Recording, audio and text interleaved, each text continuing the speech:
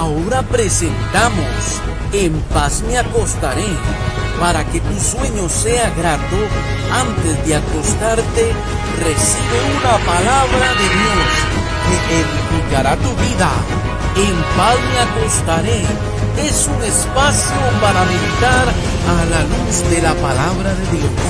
Prepárate para recibir un mensaje de fe y esperanza en su programa En paz me acostaré, producido por Ministros de la Palabra.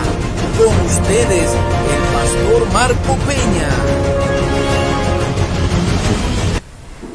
Muy buenas noches, amados hermanos y hermanas. Es un privilegio para nosotros estar en esta noche de palabra, con cada uno de ustedes, recibiendo su preferencia a través de las ondas de radio de su emisora Vino Nuevo Radio, su emisora web, su emisora cristiana, y también a través del video por medio de nuestro perfil de Facebook, Ministros de la Palabra. Estamos en su espacio En paz me acostaré, todos los lunes, miércoles, viernes y domingo, de 8 a 9 de la noche. Hoy lunes corresponde darle continuación al megatema Hablemos de Jesús. Todos los lunes en este espacio, En paz me acostaré, hablamos exclusivamente de la persona más importante en su vida y en mi vida, y ese es nuestro Señor y Salvador, Cristo Jesús.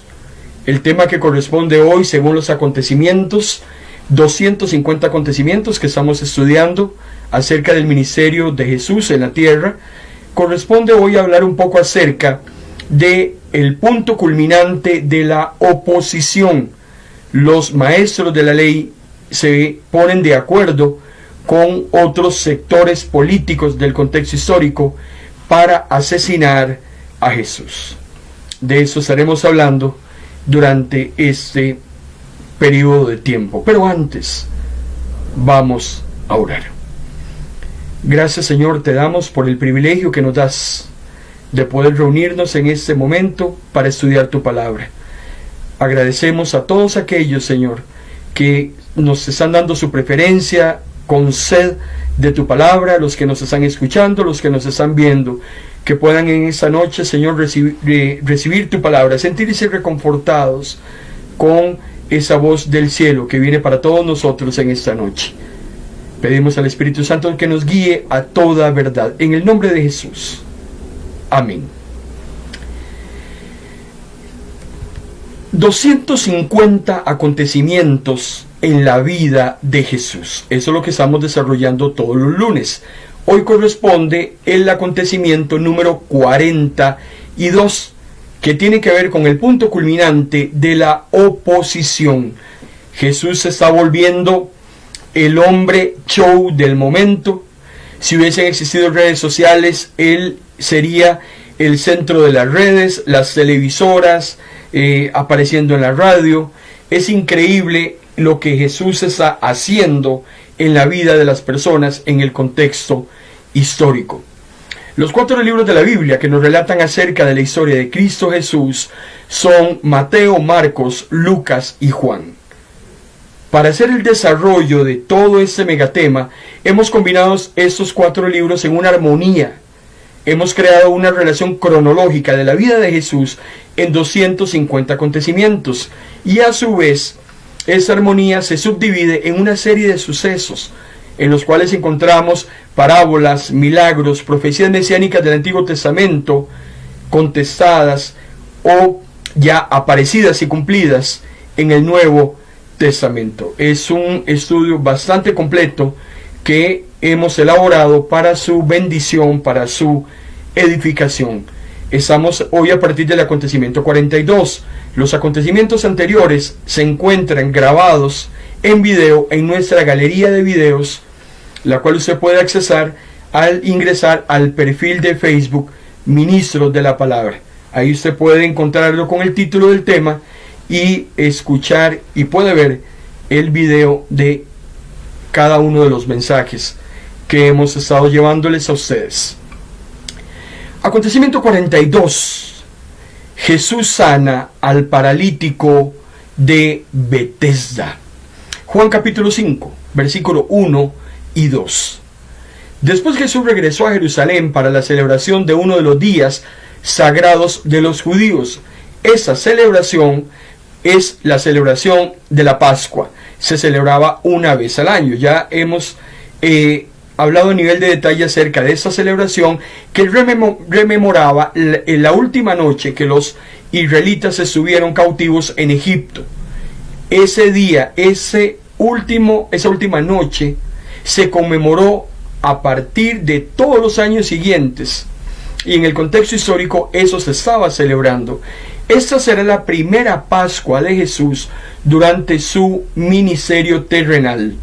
Veremos 3 Pascuas, una segunda Pascua y la tercera Pascua, que será el día de su arresto y posteriormente su muerte. Sigue diciendo Juan capítulo 5, versículo 1 y 2, que dentro de la ciudad, cerca de la puerta de las ovejas, se encontraba el estanque de Betesda.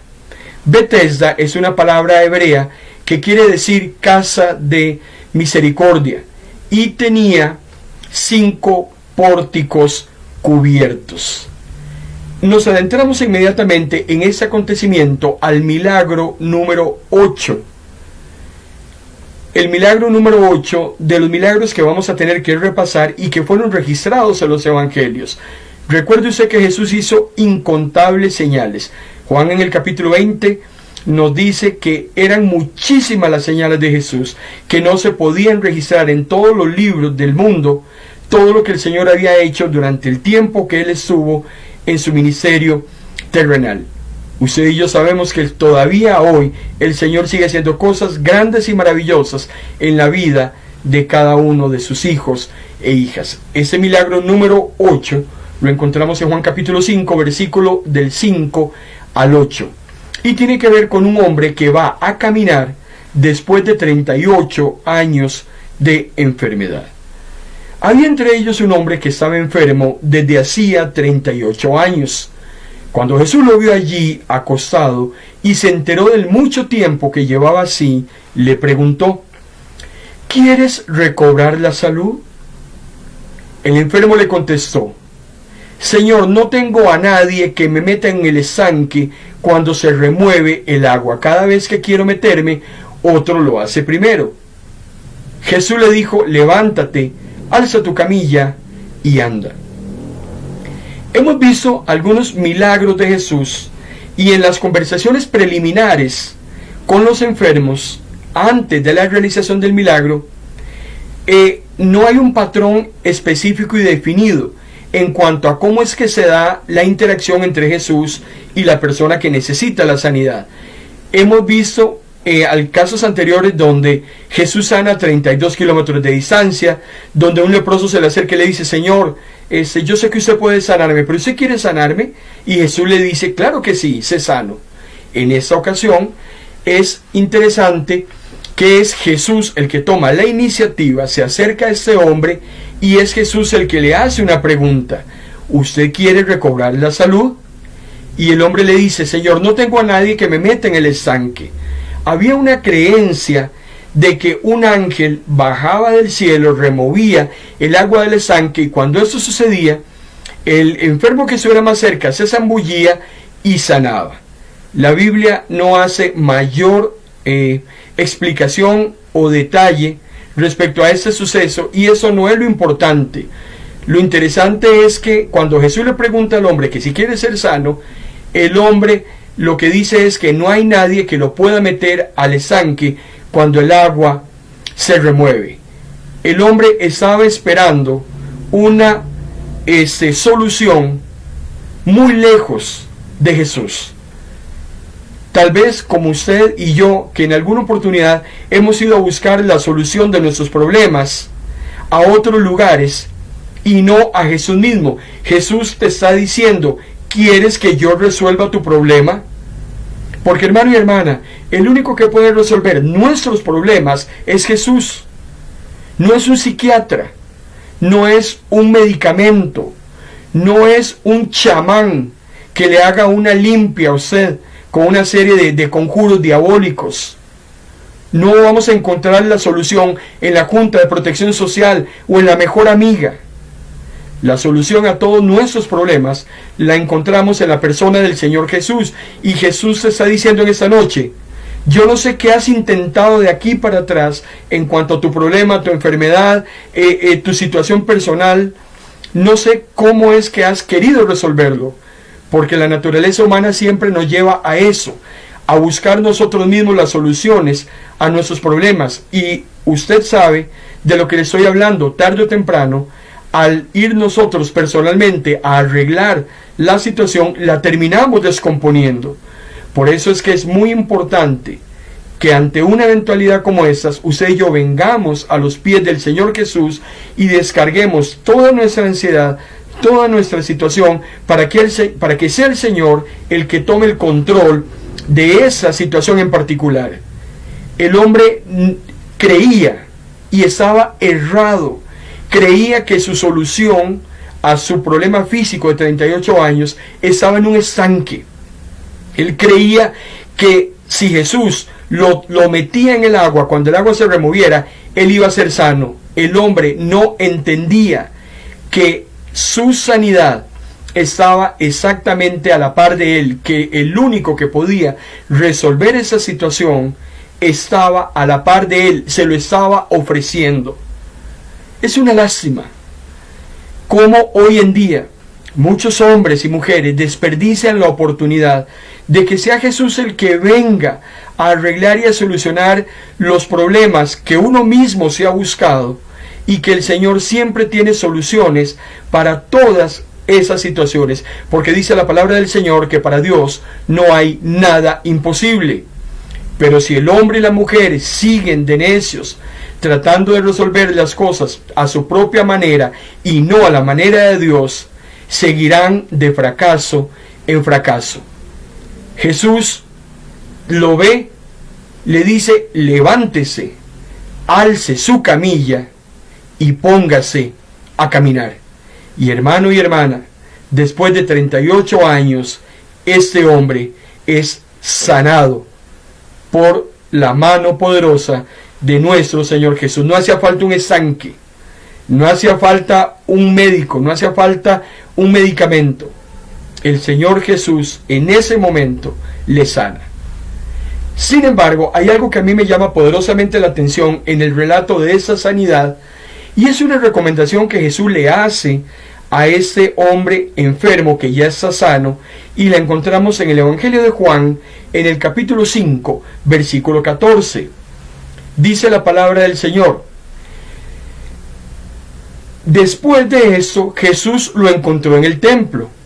Jesús se encuentra una vez más, muy probablemente horas después, con este paralítico que ya estaba sano, y Jesús aprovecha para hacerle una recomendación. Juan capítulo 5, versículo 14. Mira, le dice Jesús, ya has quedado sano. No vuelvas a pecar, no sea que te ocurra algo peor. Es muy importante que tomemos en cuenta esa recomendación en esta noche, porque Jesús lo había sanado, Jesús lo había liberado, Jesús también había perdonado sus pecados. Este hombre se encontraba limpio y puro desde todo punto de vista, tanto físico como espiritual. Pero era importante esa recomendación que Jesús le hace, y que te la hace a ti y me la hace a mí. Hermano y hermana, Jesús nos ha bendecido, Jesús nos ha liberado, Jesús nos ha sanado. Pero esa misma recomendación es para usted y para mí en esta noche. Ya has quedado sano, ya estás sana. No vuelvas a pecar, no sea que te ocurra algo peor. Porque hermano y hermana, no se vale que cada vez que tengamos un problema acudamos a Dios como el Dios bombero. Entonces, se vale llamar al Dios bombero. Lo que no se vale es olvidarnos del Dios bombero cuando el incendio se ha apagado. Y esa es la advertencia que Jesús le hace a este hombre. Usted ha recibido una gran bendición, pero tenga cuidado de no volver otra vez a pecar, porque su postrer estado, le dice Jesús, puede ser peor al que tenía antes. Y esto es una llamada de atención para usted y para mí en esta noche. El acontecimiento número 43 de 250 acontecimientos que tenemos que estudiar acerca de la vida de Jesús tiene su relevancia porque en este suceso Jesús afirma ser el Hijo de Dios. Juan capítulo 5 versículo 19. Jesús les dijo: les aseguro que yo, hablando de él mismo, el Hijo de Dios, no puede hacer nada por mi propia cuenta, porque solo hago lo que veo que hace Dios mi Padre. Vean qué importante. Jesús afirma que Él es Hijo de Dios. Lo está diciendo textualmente para que sea notorio de todos los que están a su alrededor. Y algo muy importante también que dice es que Él no hace nada por su propia cuenta. Lo que hace es lo que Él ve que hace Dios su Padre. El Hijo e hija de Dios no andan a la libre haciendo lo que les da la gana. El hombre y la mujer de Dios se someten al Señor y lo único que hacen es lo que Dios hace. Nosotros cumplimos y seguimos el ejemplo de nuestro Señor Jesucristo y de ahí no nos podemos salir. En Juan capítulo 5 versículo 24 hay una afirmación que Jesús hace hablándonos acerca de la muerte. La muerte no es el fin de todo. Hay una creencia popular, hay un engaño de Satanás de que el muerto al hoyo y el vivo al bollo, de que lo que hay que hacerlo en vida, de que comamos y vivamos porque mañana vamos a morir, de que podemos hacer todo lo que nos dé la gana porque una vez que estemos muertos alguien va a ver qué hace con nosotros para sacarnos de esa zona gris y llevarnos al cielo. Hermano y hermana, la muerte no es el fin de todo. El mismo apóstol Pablo en su primera carta a los Corintios, en el capítulo 15, nos dice, si la vida que nosotros estamos anhelando sería esta que estamos viviendo en la tierra, y después morimos y aquí no pasó nada, el apóstol Pablo dice, seríamos los más dignos de lástima, porque entonces, ¿para qué vivir de una vida piadosa? ¿Para qué guardarnos del mal? Si supuestamente esto es todo lo que hay. Jesús, en Juan capítulo 5, versículo 24, hace una ampliación a lo que hemos conocido nosotros antes como el ciclo de la vida: nacer, crecer, reproducirse y morir. Jesús nos dice, les digo la verdad, todos los que escuchan mi mensaje y creen en Dios, quien me envió, tiene vida eterna. Nunca serán condenados por sus pecados, pues ya han pasado de la muerte a la vida. Vean qué interesante. Los que escuchan mi mensaje, dice Jesús, y creen en Dios que fue el que me envió. Aquí hay un mandamiento. Tienen vida eterna. Si escuchamos el mensaje de Jesús y creemos en Dios que fue el que lo envió, entonces hay una promesa, y la promesa es la vida eterna. Y Jesús añade, nunca serán condenados por sus pecados, pues ya han pasado de la muerte a la vida. Hermano y hermana, después de esto que estamos viviendo, hay algo mejor y en esto vamos a hacer la aclaración, porque no es para todos los seres humanos. Recuerde usted que hay un cielo y hay un lago de fuego. Entonces, las acciones que usted y yo cometamos en vida son las que van a marcar nuestro destino eterno.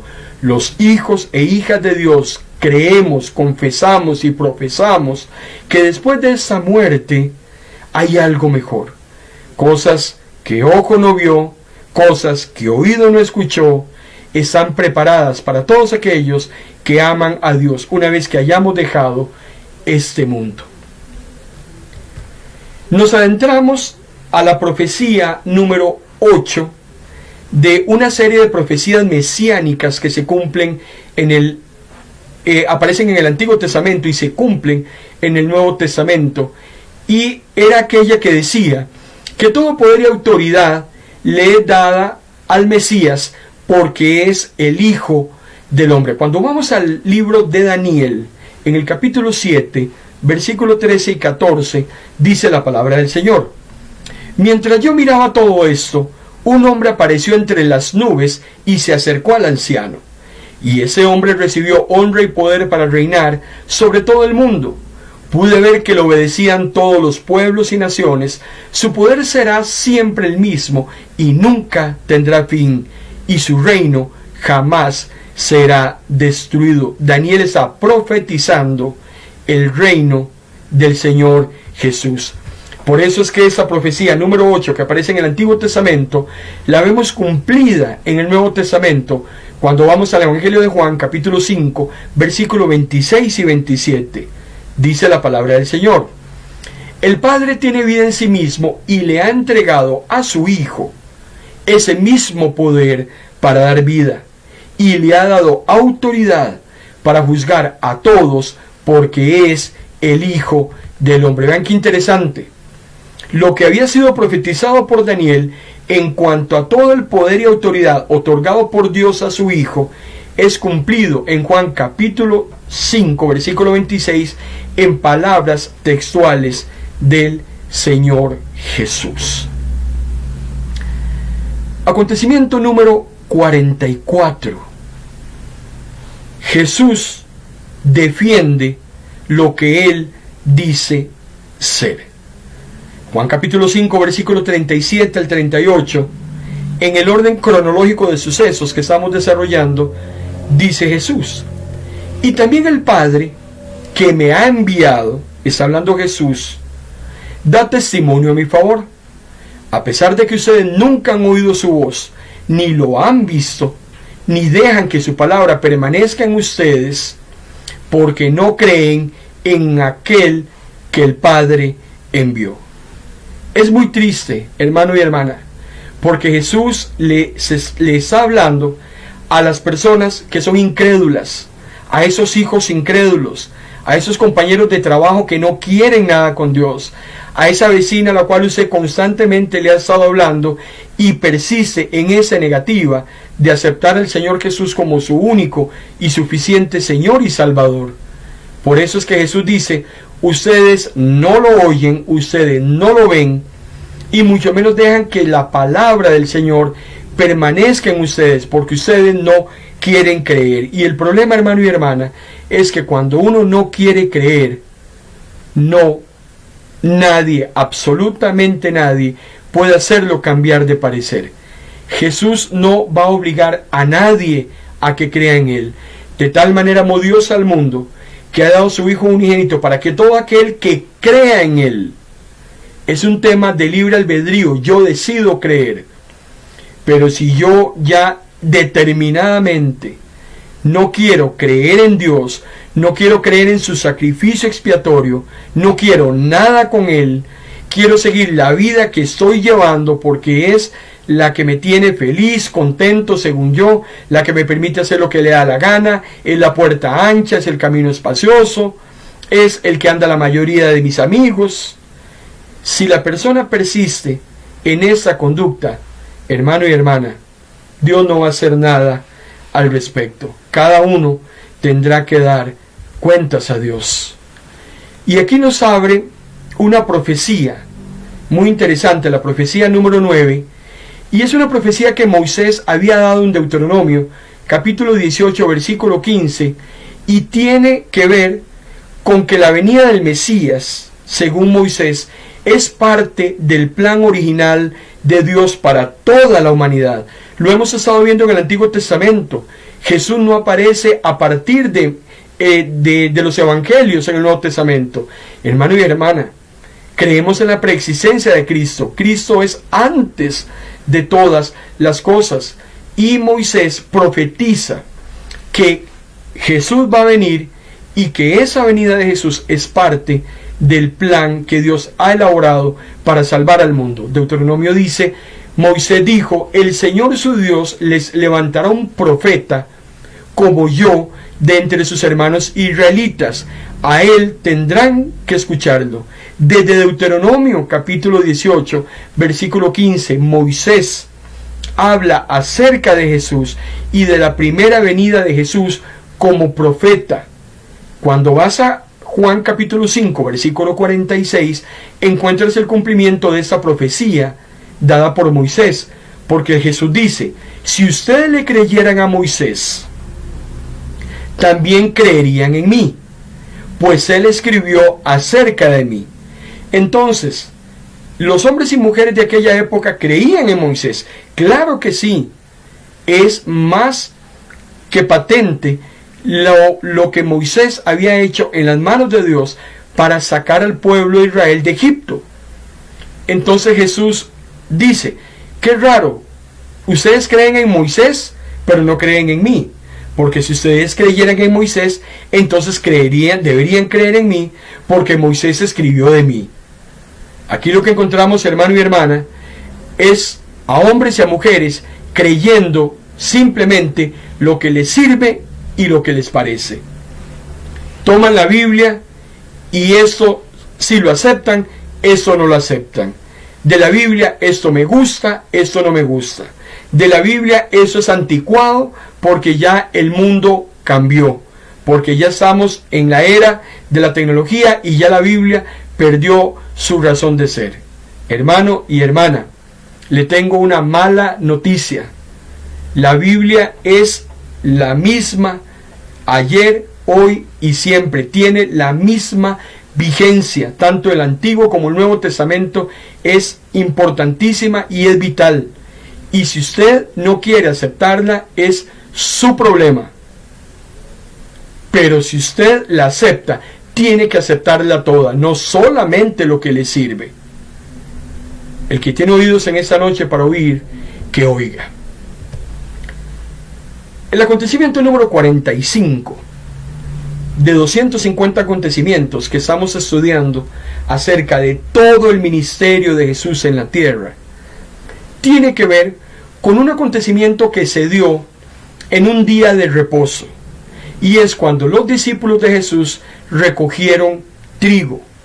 Mateo capítulo 12, versículo 1 y 2. Por aquel tiempo, Jesús caminaba un sábado entre los sembrados. Sus discípulos sintieron hambre y comenzaron a arrancar espigas de trigo y a comer los granos. Los fariseos lo vieron y le dijeron a Jesús: mira, tus discípulos están haciendo algo que no está permitido hacer en sábado. Lo ubico en el contexto histórico. En los sembradíos o en las fincas, todo aquello sembrado dentro del terreno de la finca le pertenecía al dueño de la finca. Lo que se sembraba en las orillas o lo que caía de las orillas de los linderos del terreno podía ser utilizado por personas necesitadas, por personas hambrientas, y podían utilizar todo lo que estuviera en los linderos del terreno. Los discípulos de Jesús tienen hambre y comienzan a arrancar espigas y a comerse los granos. Eso no era un problema. Para los fariseos, el problema que se da es que lo hayan hecho un día que debía de guardarse como de reposo. Pero lo más interesante es que ellos dicen, según su sabiduría humana, que no estaba permitido hacerlo. Los fariseos habían establecido, hermano y hermana, casi 40 categorías de actividades prohibidas en el día de reposo, y cosechar era una de ellas. Y volvemos aquí a replantearnos el tema de las religiones, el tema de esas doctrinas que con sabiduría humana traen imposiciones en los hombres y en las mujeres, imposiciones que no están fundadas en las sagradas escrituras. Jesús mismo decía: ustedes inventan cosas, y no solo las inventan, sino que las enseñan, y no solo las enseñan, sino que dicen que yo dije que había que cumplirlas. Tenemos que tener mucho cuidado, principalmente con nuestras iglesias, con nuestras congregaciones. Hay cosas que son impuestas por hombres que están lejos de la verdad bíblica. Y usted tiene que tener mucho discernimiento, hermano y hermana, para ver por dónde es que anda la situación. Ya hemos visto casos muy peligrosos, principalmente en temas sexuales, principalmente en temas extraños, por medio de los líderes de congregaciones y situaciones que les imponen a sus feligreses, abusando de la posición de liderazgo en la que se encuentra. Tenemos que tener mucho cuidado y pedirle al Señor discernimiento. Todo aquel mandamiento que se imponga tiene que estar ajustado a la luz de las Sagradas Escrituras. Esta situación con los fariseos trae a Jesús una situación para incomodarlo. No pueden hacer eso. Entonces, Jesús en Mateo capítulo 12, versículos 3 y 4, les contesta a través de un suceso verídico que había ocurrido con el rey David anteriormente, cuando Jesús dice: ¿no han leído en las Escrituras lo que hizo David cuando él y sus compañeros tuvieron hambre? Entró en la casa de Dios y él y sus compañeros violaron la ley al comer los panes sagrados que a solo los sacerdotes se les permitía comer. Hermano y hermana, los discípulos tenían hambre y habían hecho algo muy similar a lo que David había hecho con los famosos panes de proposición, que eran unos panes que se colocaban en el templo y que semana a semana se reemplazaban y que solo los sacerdotes podían comerlos. En el contexto histórico de 1 Samuel capítulo 21, David y sus hombres tienen hambre, entran al templo y se comen los panes. Bien o mal, aquí no es lo que estamos en este momento dilucidando, según el primer libro de Samuel. Es que Jesús les está diciendo: ok, si ustedes me condenan a mí, también entonces deberían condenar a David. Y David, para los judíos, era intocable. El tema aquí es: lo que es bueno para el ganso, es bueno para la gansa. ¿Cómo es posible que si los discípulos tenían una necesidad de alimentarse, no iban a poder hacerlo por seguir un rudimento elaborado única y exclusivamente por hombres imperfectos? En Mateo capítulo 12, versículos 7 y 8, Jesús proclama que Él es más importante que la ley. Ustedes no habían condenado a mis discípulos, dice Jesús, quienes son inocentes. Hermano y hermana, ¿quién está diciendo que los discípulos son inocentes? Jesús. Si usted no cree en su inocencia o yo no creo en mi inocencia, allá cada uno. Pero Jesús es el único que puede declarar inocente a un ser humano. Usted no me puede condenar y yo no la puedo mandar al cielo. Qué pena. El único que puede declarar a una persona inocente, porque es el único que conoce los corazones de los seres humanos, ese es Jesús. Y Jesús le está diciendo a los fariseos: eso que mis discípulos hicieron no es un tema para ser ajusticiado. Porque si ustedes conocieran, les dice Jesús, el significado de la Escritura cuando dice: yo quiero que tengan compasión, no que ofrezcan sacrificios. Hermano y hermana, estamos tan atados a sacrificios, a rudimentos, a holocaustos, que dejamos la compasión de lado. Muchas personas vienen a nosotros y tratamos de atarlos, de amarrarlos, de obligarlos a hacer cosas y a cumplir cosas que Jesús le decía a los fariseos: ni ustedes mismos las cumplen y quieren que los demás la hagan. Hoy más que nunca lo que Jesús nos está enseñando a través de Mateo capítulo 12, versículos 7 y 8, es que usted y yo debemos hacer uso de la compasión. Una compasión que no tiene hora, una compasión que no tiene día, una compasión que no escatima recursos, una compasión que siempre está totalmente disponible para poder ayudar a todas aquellas personas que tanto lo necesitan. Jesús dice: yo soy harto de sacrificios, ayunos. ¿Para qué ayunos? Vigilias. ¿Para qué vigilias? Largas liturgias metidos dentro de la iglesia, cada vez engordándose y engordándose más. Pero las verdaderas necesidades, hermano y hermana, están allá afuera. Hay personas que lo necesitan a usted y me necesitan a mí. Necesitan de compasión. Hay muchas personas muy dolidas, muy sufrientes, muy cargadas y necesitan conocer de la compasión de Dios. Necesitan saber de su amor. Eso es más importante, le dice Jesús a los fariseos, que cualquier sacrificio y cualquier majadería en la que muchas veces nos metemos en nuestras propias iglesias a hacer y descuidamos lo que es más importante, aquellos que están fuera de nuestras paredes y que necesitan de nosotros. Acontecimiento número 46. Jesús nuevamente hace una sanidad.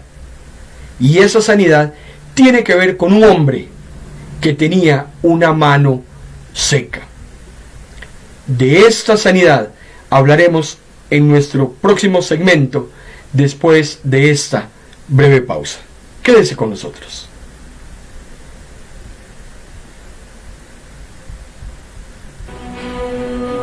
Esta señal es de Pino Nuevo Radio. Estás en tu programa En Paz Me Acostaré, porque una palabra de Dios puede cambiar el rumbo de tu vida. Sigue en sintonía de tu programa En Paz Me Acostaré. Agradecemos muy profundamente a todos aquellos hermanos que nos están reportando su preferencia a través de nuestras diferentes plataformas. Les saluda a su hermano en Cristo, Marco Peña. Hoy noche para hablar de Jesús. Yo no sé cuáles son los temas que a usted le gusta conversar. Ojalá que no sea hablar de otra persona. Todos los lunes de 8 a 9 de la noche hablamos de Jesús, de sus incontables maravillas, de lo que hizo y de lo que está haciendo y de lo que hará por usted y por mí. Acontecimiento 46 tiene que ver con una sanidad de una mano seca. Lucas, capítulo 6, versículos 6 y 7. Otro sábado, cuando estudiamos la vida de Jesús, encontramos alrededor de 9 acontecimientos registrados en sábado. Tuvieron que haber sido muchísimos sábados, muchísimas veces donde los fariseos estuvieron encima de Jesús. Pero bueno, este es otro sábado. Entra Jesús a la sinagoga y comienza a enseñar. Había allí un hombre que tenía la mano derecha paralizada, así que los maestros de la ley y los fariseos, buscando un motivo para acusar a Jesús, no le quitaban la vista de encima para ver si sanaría en sábado. Vean qué increíble. El sábado era el día de reunión en las sinagogas. La gente llegaba a la sinagoga a escuchar la palabra del Señor, a compartir con aquellos que se reunían. Jesús entra y empieza a enseñar. Los fariseos saben que hay un hombre que está enfermo y están más pendientes de lo que Jesús está por hacer o por no hacer, en vez de poner atención a lo que Jesús está enseñando. Cualquier parecido con nuestras iglesias es mera coincidencia. Muchas personas, hermano y hermana, llegan a las iglesias simplemente porque tal vez no tienen nada mejor que hacer en sus casas. Llegan a ver cómo vistió la esposa del pastor, qué color de zapatos se puso, llegan a ver el nuevo peinado del músico, X cantidad de cosas ajenas totalmente a la liturgia. Los fariseos no estaban interesados en aprender, no estaban interesados en escuchar a Jesús. Lo que querían era estar atentos para ver el momento en que Jesús iba a sanar a este hombre que tenía su mano derecha paralizada. Y hermano y hermana, efectivamente lo termina haciendo. Ya hemos visto anteriormente otros sucesos que han ocurrido los sábados. Recuerda usted cuando estuvimos en el acontecimiento 34, Jesús ordena a un demonio salir de un hombre y lo hace un sábado. También un sábado Jesús sana a la suegra de Pedro. Un sábado también sana al paralítico de Betesda. Un sábado los discípulos están recogiendo trigo porque tienen hambre, lo acabamos de ver. Y ahora encontramos el relato de un hombre que tiene una mano deformada. Nos adentramos entonces al milagro número 9, y es cuando Jesús restaura una mano que necesita ayuda. Lucas capítulo 6, versículo 10. Miró uno por uno a los que le rodeaban. Hermano y hermana, Jesús está en todas. A Jesús no se le escapa nada. Jesús entra a la sinagoga, está enseñando, y él sabe, la persona que tiene una necesidad, sabe lo que los otros están pensando o haciendo. Él conoce todas las cosas. Por eso dice Lucas capítulo 6, versículo 10, que Jesús empezó a ver a uno por uno de los que lo rodearon y le dice al hombre enfermo: extiende la mano. Y el hombre extendió la mano, y la mano quedó restaurada. Volvió a sanar en un día de reposo. Hermano y hermana, Jesús era compasivo, como lo es compasivo hoy. ¡Qué increíble! Usted no necesita una ficha para llegar a Jesús. Usted no necesita una cuenta bancaria para que Jesús haga algo por su vida. Usted no necesita ser una persona hiperintelectual para que Jesús lo mire con ojos de amor. Usted simplemente necesita reconocer su condición, su necesidad, y buscar al único que puede hacer algo por usted. Hermano y hermana, Jesús nunca nos devuelve con las manos vacías. Él mismo lo ha dicho. Él no rechaza a aquella persona que con un corazón contrito y humillado lo busca con sinceridad. Ese hombre tenía una necesidad, así fuera sábado, así fuera de madrugada. Jesús no tenía horario, Jesús no tenía agenda. Usted no tenía que sacar una cita con Jesús. ¿Cómo es posible? Hay cosas que yo no logro entender. Hoy la gente paga psicólogos, paga psiquiatras, paga médicos. Tienen que sacar citas con pastores y la cita más próxima es hasta dentro de mes y medio. ¿Cómo es posible? La necesidad es hoy. El mundo lo necesita a usted hoy. Jesús mismo decía, si una persona tiene necesidad, ¿cómo le vas a poner una mano, una palmadita en la espalda y decirle que Dios te bendiga, que Dios te repare? Si usted tiene cómo repararle. Y yo no estoy diciendo que le tiene que comprar una pantalla de 50 pulgadas. No lo estoy mandando a que le compre un diario de 100,000 colones. Pero hay personas que en este momento, hermano y hermana, tal vez usted sabe que necesitan que usted haga una llamada telefónica. Esos 30 segundos que usted pierde en redes sociales, revisando memes, revisando tonteras. Ese tiempo que usted desperdicia muchas veces en redes sociales, podríamos estarlo utilizando para llamar a una persona que tiene necesidad de oración. Necesitamos ser más compasivos. A Jesús no le importó que fuera sábado. Esa mano tenía una necesidad. Y Él dice de que la sano, la sano. Marcos capítulo 3, versículo 6, marca un antes y un después en el ministerio de Jesús. Este pasaje es vital. Antes de Marcos 3:6 y después de Marcos 3:6, todo va a cambiar en el ministerio terrenal de Jesús. Dice la palabra del Señor que los enemigos de Jesús unen esfuerzos en un complot homicida. Dice Marcos 3: los fariseos salieron de la sinagoga, están tan enojados, tan mortificados, están odiando a Jesús de tal manera, el odio era tal hacia Jesús, que se fueron a reunir con los partidarios del rey Herodes. Oiga usted qué increíble. Dos grandes grupos enemigos acérrimos que se odiaban entre ellos, los herodianos y los fariseos. Usted puede leer el contexto histórico de esos dos grupos.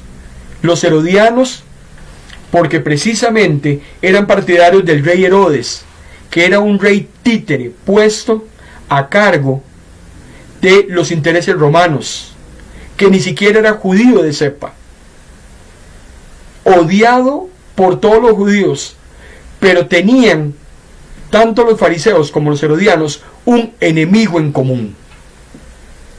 Y juntos comenzaron, dice la palabra del Señor, a hacer planes para matar a Jesús.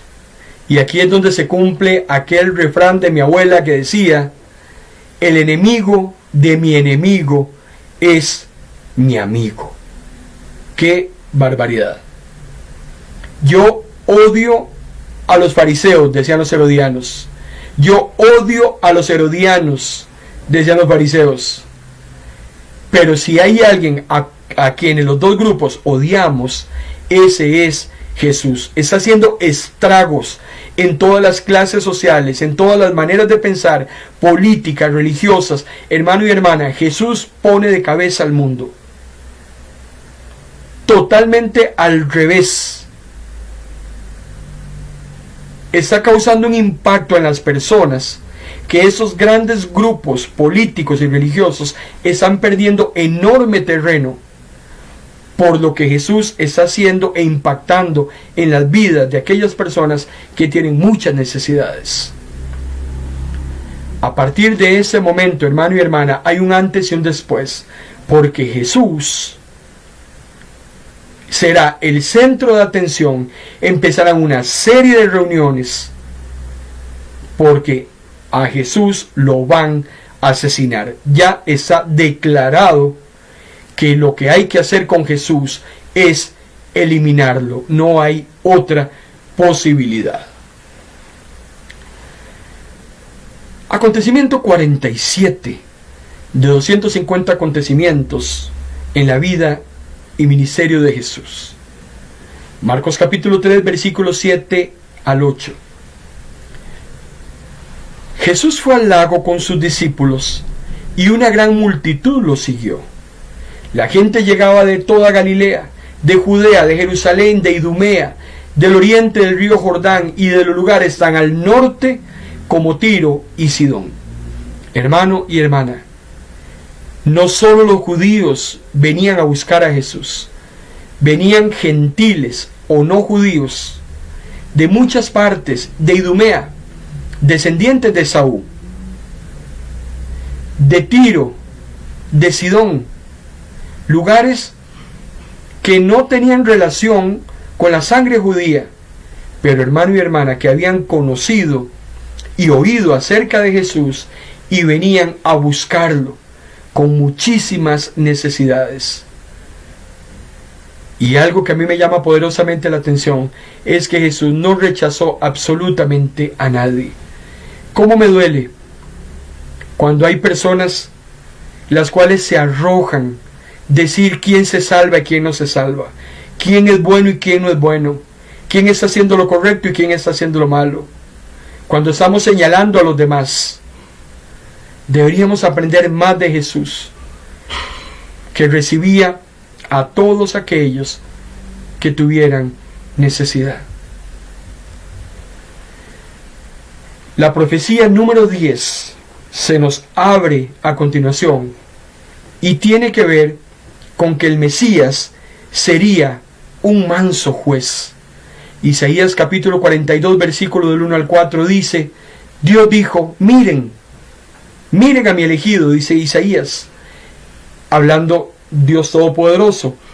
Miren a mi elegido, al que he llamado a mi servicio. Él cuenta con mi apoyo, yo mismo lo elegí, y él me llena de alegría, dice Dios. Mi fiel servidor no gritará, no levantará la voz, ni se le oirá en las calles. No les causará más daño a los que están heridos, ni acabará de matar a los que están agonizando. Al contrario, fortalecerá a los débiles, hará que reine la justicia.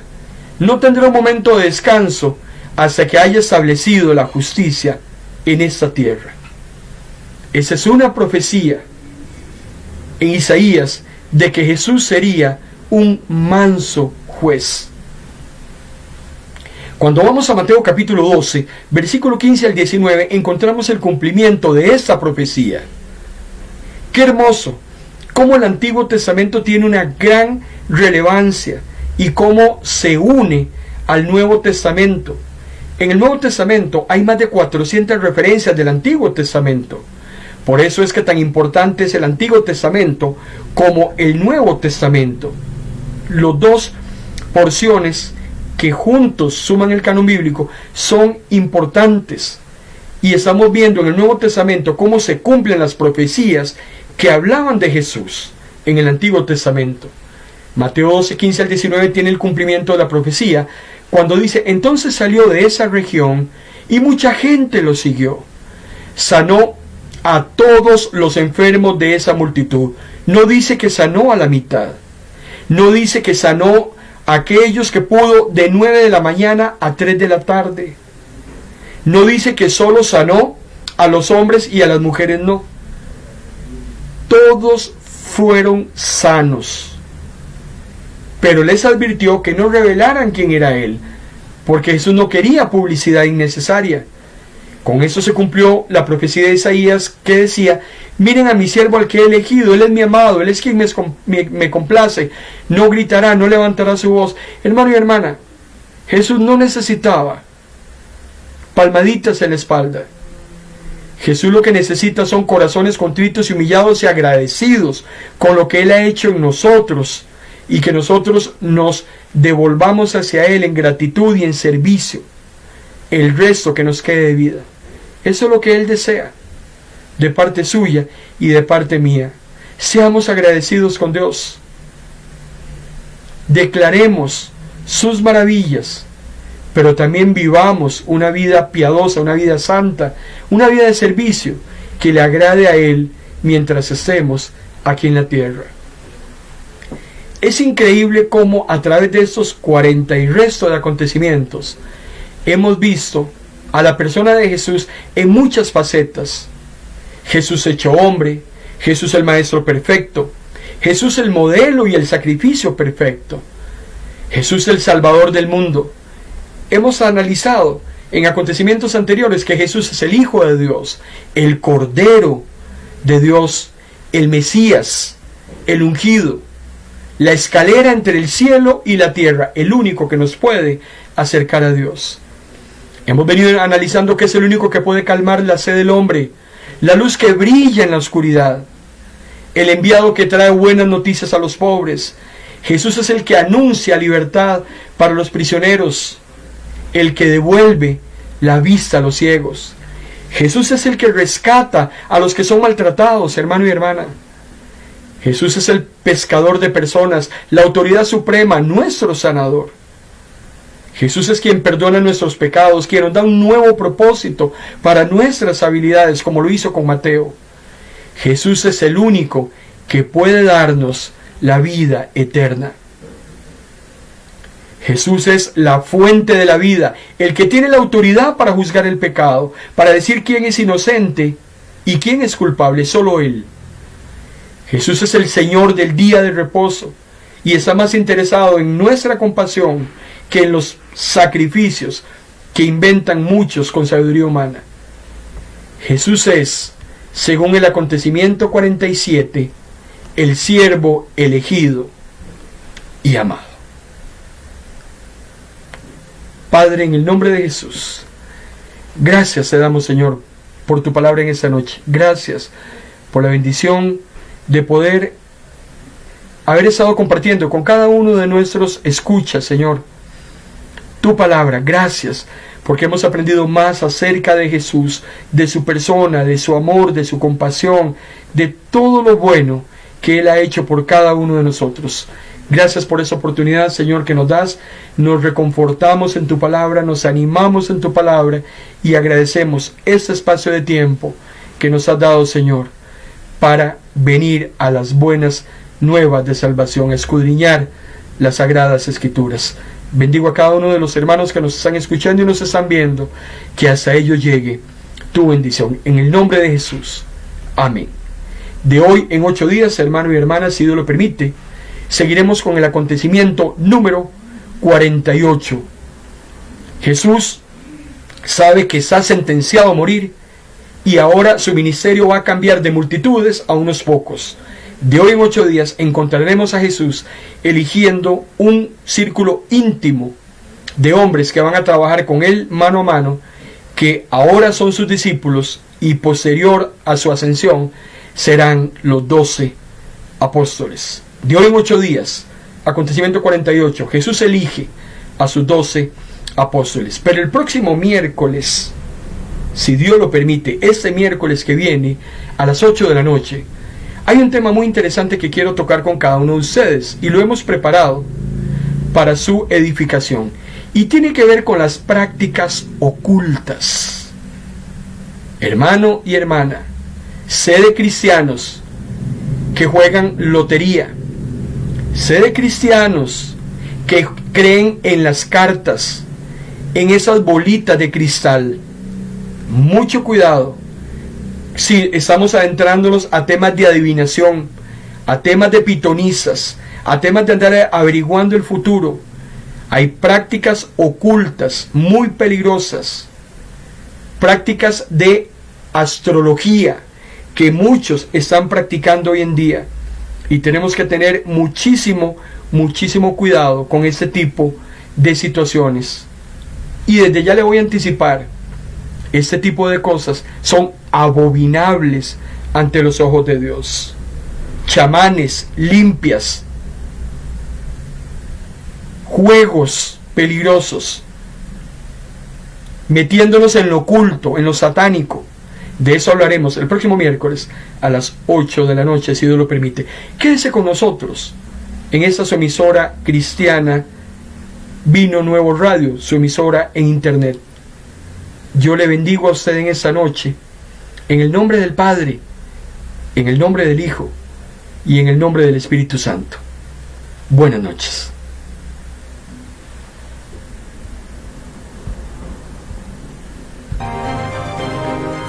Hemos presentado en Vino Nuevo Radio su programa En Paz Me Acostaré, un espacio con buena palabra que cambiará tu vida, porque la palabra es viva y es eficaz, y más cortante que toda espada de doble filo. Esto ha sido En Paz Me Acostaré.